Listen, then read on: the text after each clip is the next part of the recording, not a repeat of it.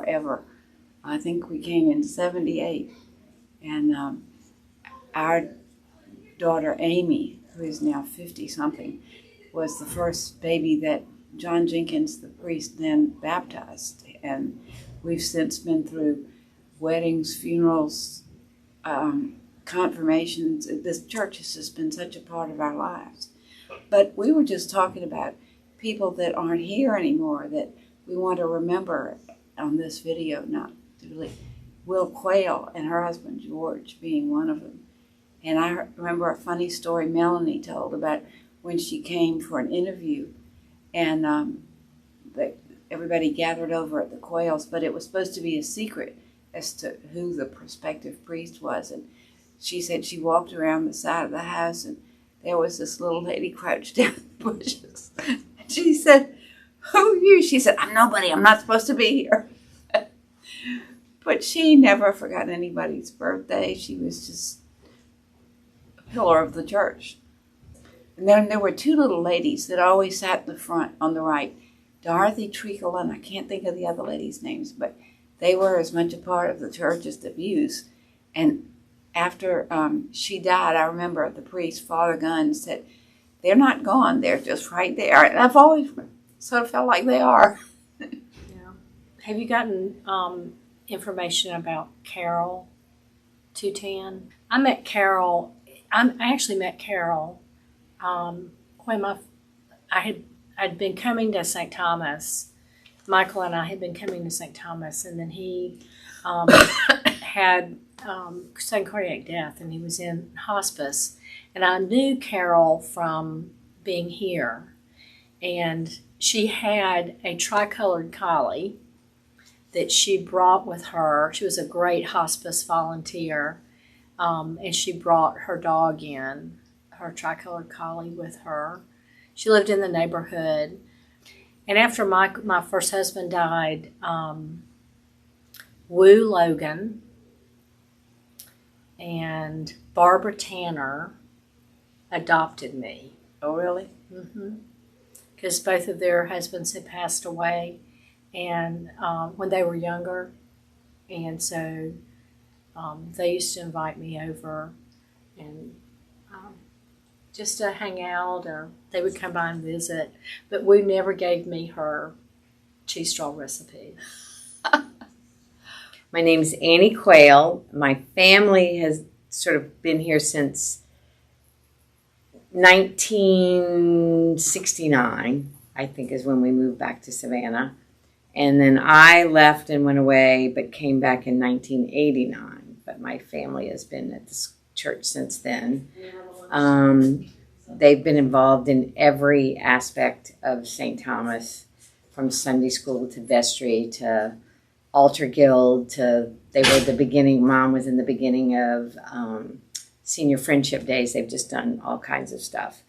And I guess the story I just wanted to say was my grandmother, who also went to this church. As she got older and older in years, she felt like she was providing less and less for the church and was feeling badly about that. So she started writing birthday cards to everybody that went to St. Thomas. And so she would spend her mornings writing birthday cards to everybody that was going to have a birthday that week. And so when she died at 93 or 91, people came to the funeral and said, "I just wanted to tell you that for years and years and years, your grandmother wrote me a birthday card every year. I never could read it, but she wrote me a card every year." And so people loved the fact that she thought about them, not that anybody could ever read her writing, but that's what she did. And then the fun part about that is that that's sort of something that my mother took over when she became older and not able to do as much as she wanted to do. She also began to write people notes and everything. I'm not quite there yet. I hope I have a little bit longer to go before I have to be a note writer. But anyway, so I just wanted to say those few little things about what they had done, and that the church has meant everything to my family, and just how meaningful it was to my mother especially. She was totally devoted to St. Thomas, and St. Thomas was totally devoted to her, and to my sister, Charlotte. It's been a big draw for us. Anyway. I'm Beth Wall, and I'm the spokesperson of our family. I'm Bill Wall, and she's the spokesperson of our family. So echo in here. Bill grew up next door from John Ford and his family.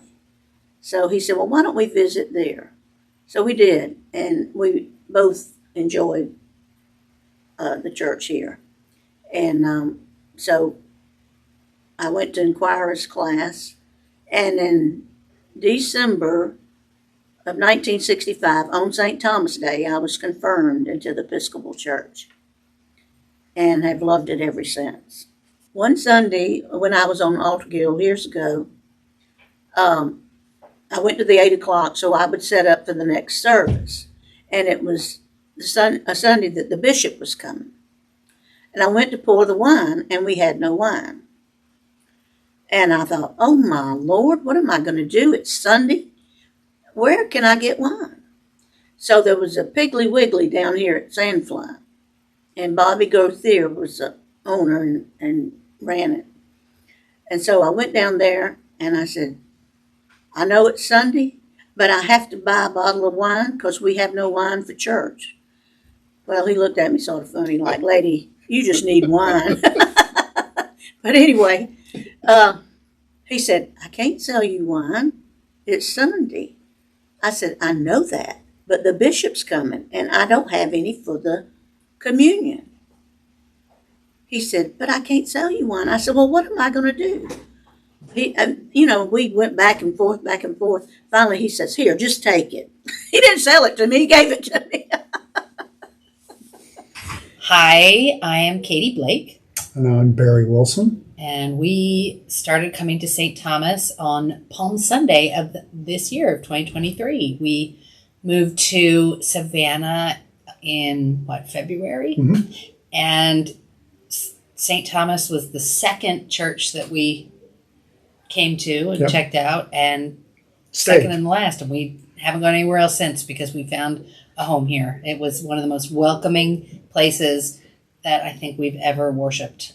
So it's a great community of that here. And, we live half the year in Savannah and half the year in Maine. So having a place to come every Sunday and kicking one of us out of bed, it's been very easy to come here.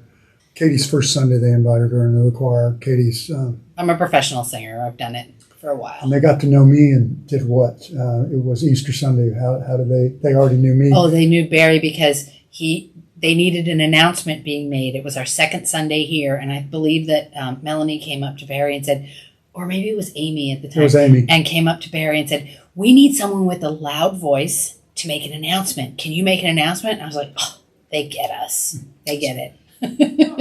I'm Frances Connor, and I've been a member of St. Thomas since this gentleman was about 11 years old. I think so. And we came here via some friends.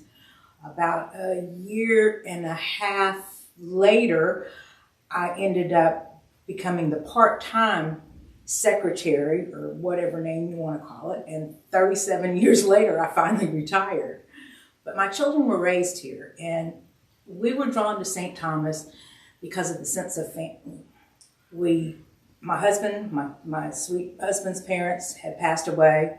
We were basically adult orphans, and the children never knew grandparents. And we came here, and within a month or so, we had Jack and Betty Davenport had just adopted us. And we shared so many of the children's birthdays with them and all. Chris is my oldest, then Jeff, and then Jenny. And Chris has two girls, Jeff has a boy and a girl, and then Jenny has two boys. And her youngest was named in honor of Jack Davenport and Father Jack Dyer, who were both real instrumental in our lives here at St. Thomas. So many stories as a child growing up, and speaking to the generations As a child, I remember getting up early in the morning on a Saturday morning to go to men's club breakfast. Back then, the men did all the cooking. And a great gentleman by the name of Lem Highsmith, by 6 o'clock in the morning, would have flour strewn all over the kitchen, making the best breakfast you could ever eat. And it was over here in this building. That's right. It was the old Paris Hall. And remember the men, just as a kid, the men doing all the cooking. One of my favorites in between the service is called Eggs McReggie for Father Gunn.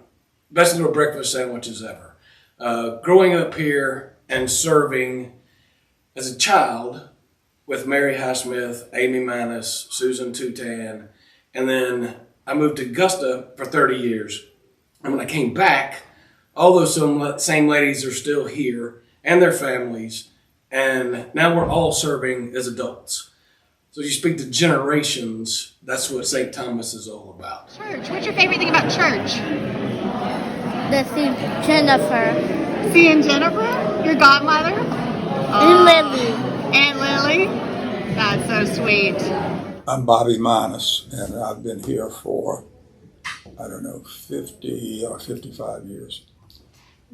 About 50 years ago or so, John Jenkins was our rector, and we had a retreat at Honey Creek. And John was young, and one of the things John said was that he was disappointed that we didn't have better participation in the choir. And this was on a Saturday.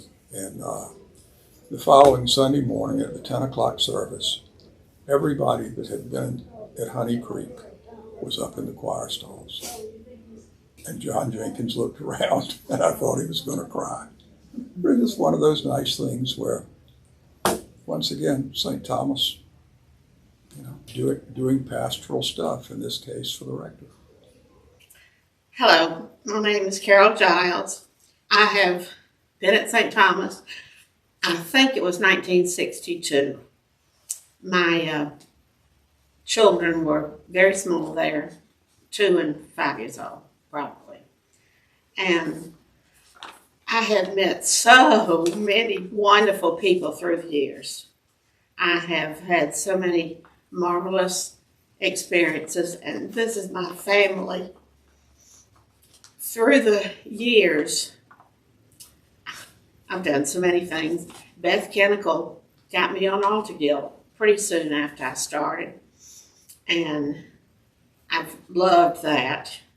Lots of crazy experiences. One Christmas, we didn't put any bread in the silver bread box on the altar, and of course didn't know it till the acolytes tripped out, got bread and came back. So we goof up a lot, but nobody knows but the Altar Guild. My name is Pat Martin. I have been in this church since 1964. That year, we lived in a smaller house, and we were building a house. Our family was growing. And at the same time, we were going to a church downtown. And we wanted another church. We started looking, and each Sunday, we would pick Episcopal Church, and we would go there a couple of Sundays. But nothing was not sticking. And we moved in our house in August of 64. My husband, Tommy, came home one day, and he said, I know where we're going to church Sunday. And he said, I was in Isle of Hope, riding around, came across this beautiful church. I stopped, got out. It was St. Thomas Episcopal Church. And he said, I walked around, looked in the windows, got the information about that Sunday. And so we did. We got our 3 little girls dressed, and we came here for church that day. One day I got a call from Carol inviting Tommy and I to her house for a foyer group. That's how we really formed better relationships and friendships with the people in the church, because every so often they would change the group. You would be with another group and get to know them. And I loved it. Then some years later, it was the thrift store got started. Right. that is a great mission. Love to donate my time, and of course, all my stuff that I don't want, I take it there. And we cook over 20 years for the Senior Friendship Days. I'm Eva Aguilar, and I've been going here for about 11 years now. And there's many reasons why I love St. Thomas, but one of the main reasons is because of all the people, from all the new people who come. It's just been a great community since I've been here growing up, especially. I've been here for my Holy Communion, seen so many baptisms, hanging out with all the youth groups, helping my church out with many different things between hospitality, VBS, donating my time for like the homeless bags. But yeah, that's the main reasons. Hi, my name is Dick Young, and I've been a member at St. Thomas since the year 2000 when Nancy and I moved from Connecticut to Savannah to dodge snowstorms, among other things. One of the things that we really appreciated about St. Thomas was how welcome it was. And in 2003, I think it was 2003, a coffee group got started by Henry Nichols. Henry did a lot of things around the church, and in fact we have a pavilion named after him in the back of the church. But in 2003, Cutter's Point, a coffee company, moved to one of its branches to Savannah.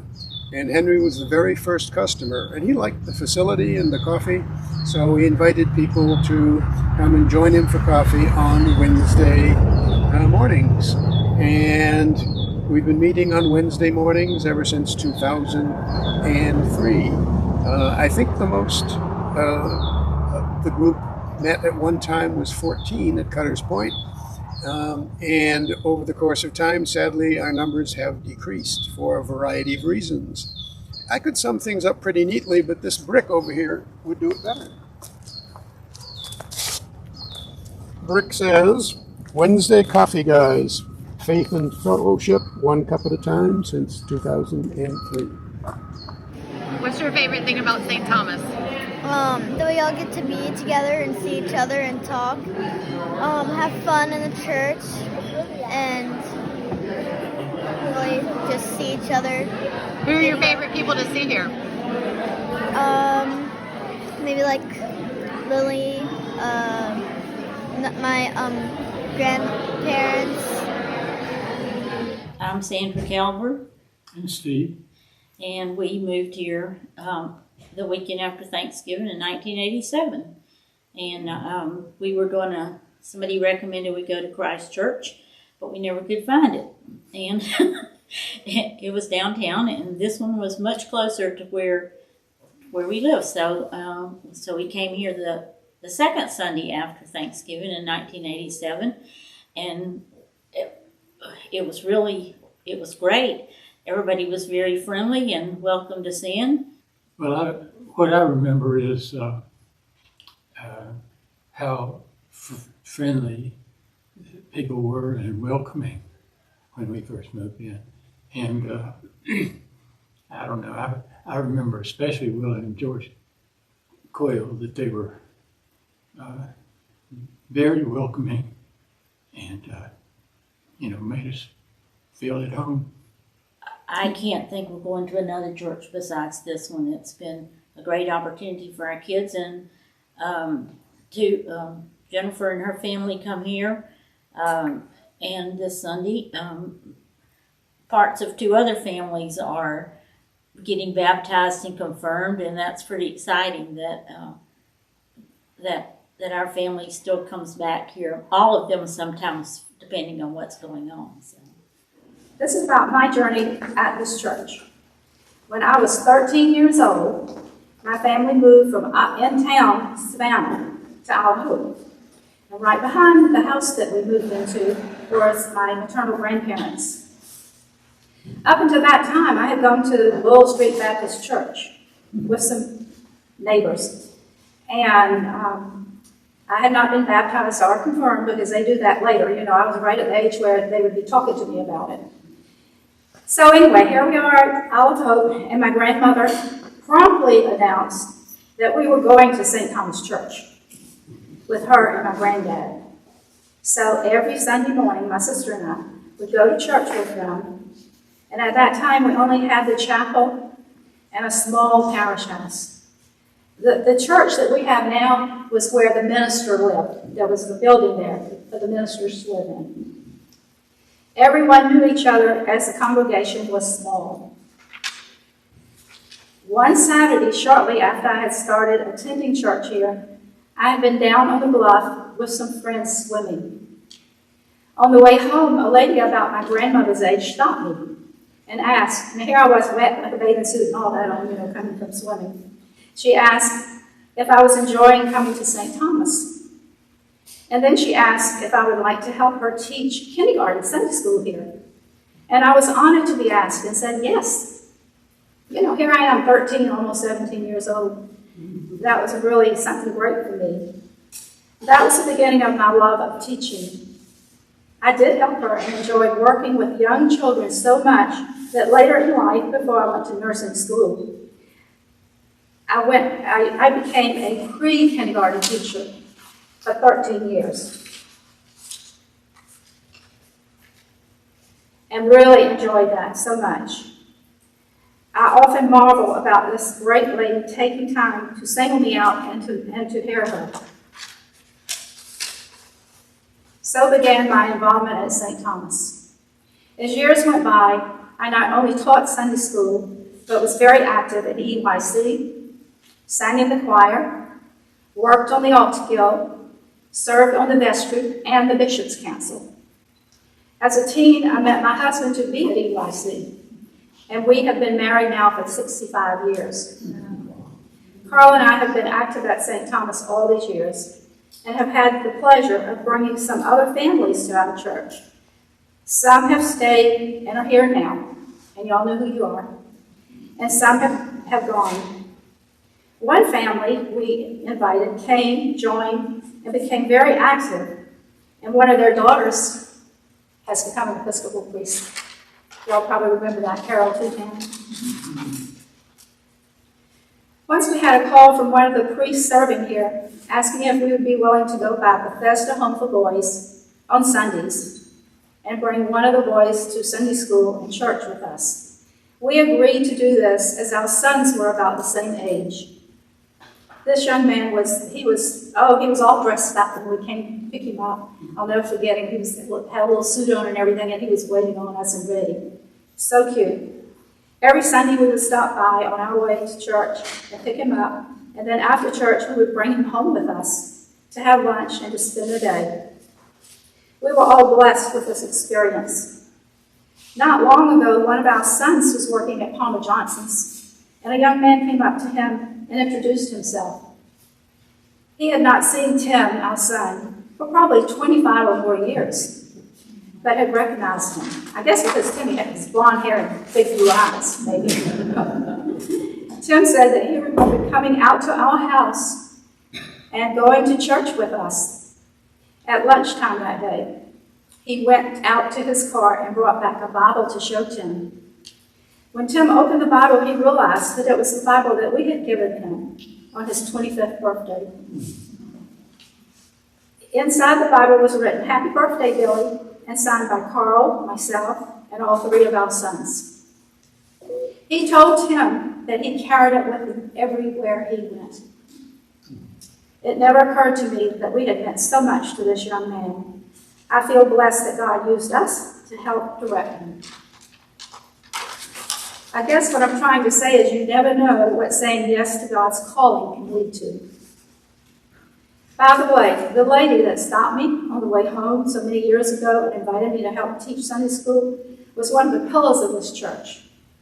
I was told that she would build the fire in the pot-belly stove in the chapel early on Sunday mornings so that the chapel would be warm for everyone when they came.